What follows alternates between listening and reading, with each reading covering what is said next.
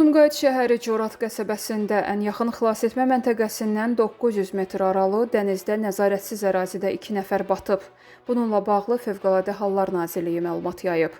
Bildirilib ki, Fövqəladə Hallar Nazirliyinin kiçik həcmli gəmilərə nəzarət və sularda xilasetmə dövlət xidmətinin dalğıcları çağırışı üzrə cəlb olunub.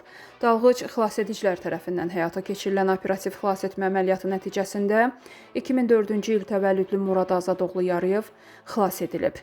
Bir nəfərin isə meyidi suda tapılıb çıxarılaraq aidiyyatı üzrə təhvil verilib. Goranboyda qadın göldə batıb. Bədbəxt hadisə Səfikürd kənd ərazisində qeydə alınıb. Hadisə yerinə polis və prokurorluq orqanı əməkdaşları cəlb olunub.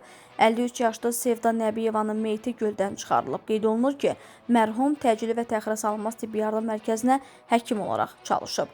Faktla bağlı Goranboy rayon prokurorluğunda araşdırma başlanıb. Murad Sadıqov Qazaxda çayda batıb. Belə ki, o xilas edilib xəstəxanaya çatdırılsa da həyatını qurtarmaq mümkün olmayıb.